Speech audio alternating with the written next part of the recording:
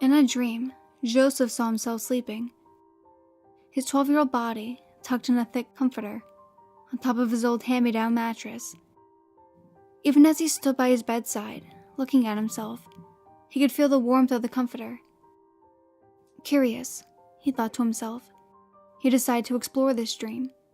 He looked out his window, the moon still bright, and with a bit of concentration, he passed through the window, like a ghost in a movie, gently floating to the ground from his second-floor room. In the way gravity's laws hold no sway over a dreamer, he explored the empty streets as snow started to fall. With great leaps, he could almost fly, floating as he ignored gravity and the rules of the waking world. The streets were dark and only the sound of an occasional car could be heard in the distance. Joseph did not feel the night chill he should have. After a little time of playing and exploring, he saw something. Down the darkly lit street was a figure, the silhouette of a child no older than him. The figure had no facial features and appeared to be a black mass, only in the shape of a boy. It turned. Even without eyes, Joseph could tell it was staring at him. Unnerved by the figure, Joseph ran home, moving faster than his waking legs could manage. He never looked back to see if he was followed, stopping when he reached the front of his house. Standing on the front steps was his mother. A tall, blue-eyed woman was smoking a cigarette in her pajamas, breaking another promise to quit. As she dropped the ashes into the flower pot next to her, Joseph wanted to yell at her. However, he quickly found he had no voice. As he tried to gain his mother's attention, he found she did not notice him at all. She tossed the last of her cigarette into the flower pot before going back inside. Joseph followed inside as well, and walking back into his room was the last thing he remembered before being awakened by the sun in his eyes.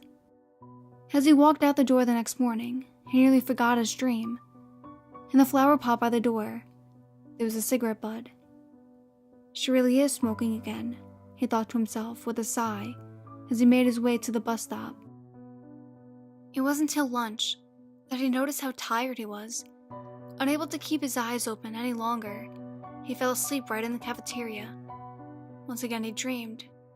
He saw himself face down in his chair, and the spitballs on his back from the kids at the table behind him. He watched the room a bit before moving out of the cafeteria. Unsure where to go, he moved to his next class. There he saw Miss Francis, teaching the class on the schedule ahead of him. They looked to be taking a pop quiz. Joseph felt dread at the thought.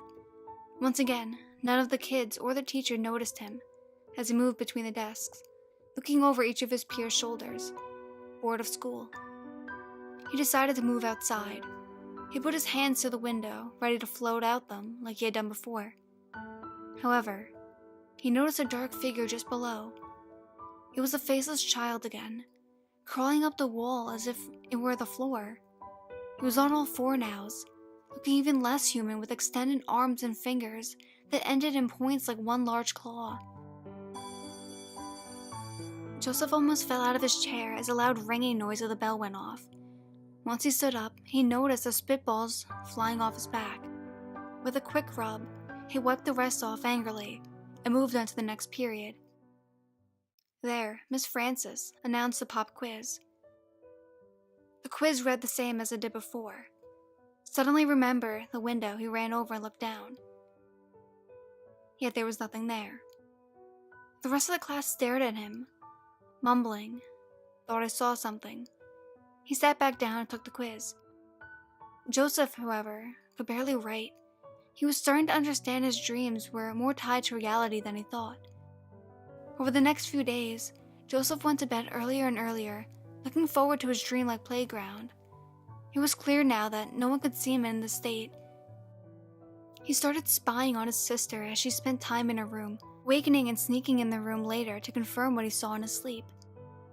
He did not see the dark figure for a few nights, and slowly stopped thinking about it, enjoying his newfound powers too much. However, each time he awakened, the less sleep he felt like he had gotten. His mother noticed her sleepy child and decided to keep him home from school in fear of illness. Before today, Most of his trips into the dream world had been at night, so Joseph did not put up a fuss when his mother put him back to bed. His body quickly dazed to sleep, while his mind, his spirit-like form awoke. He only took one glance at his sleeping body before running off to the school. This time, he was free, with no time limit to spy on his peers. He moved faster than he even realized, surprised when he was already looking at the front gates of the school. Looking up at his classroom on the second floor, his smile quickly turned to a frown as he saw the creature was standing on the other side.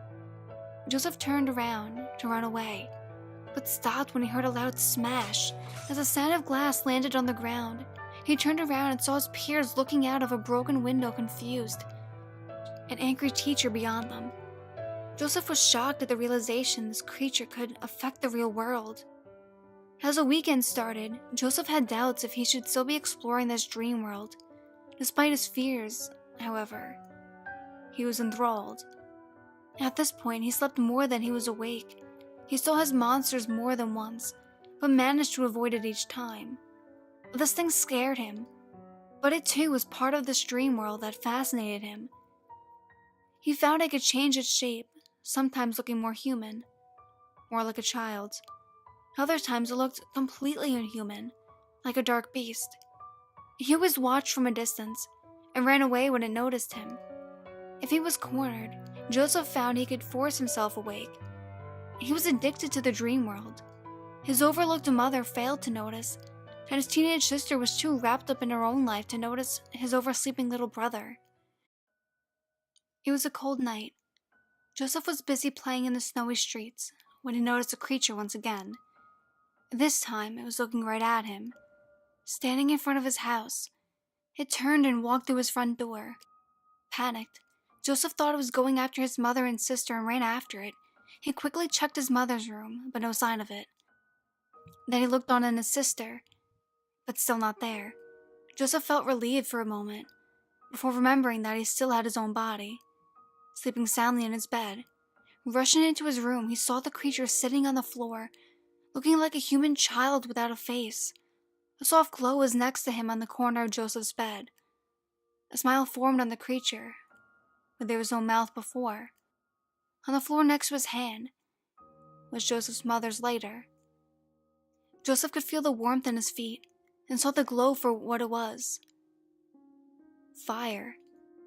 He immediately tried to wake up, but he couldn't. The oil-like child got up off the floor and was walking right through the wall. Joseph could not see it, but the newly formed mouth never left the shape of a smile. In a matter of moments, the fire spread over the mattress. Joseph could feel the flames. He felt the burns and screams in agony, but makes no sound. He ran to his mother's side, trying to desperately wake her. All of his words were without a sound, as she slept soundly as her son burned to death. The neighborhood was awake that night, watching firemen come into and out of the neighbor's house. A teenager and a middle-aged woman were saved, thanks to smoke detectors, but the firefighters could do little for the boy, whose room the fire started in. The firefighters had seen this sort of thing before, an unwatched child playing with fire in an old mattress. Yes, this was likely another case of the same. Unknown to everyone else, however, there was someone else watching. Joseph watched as he saw his mother and sister crying, begging for them to notice him.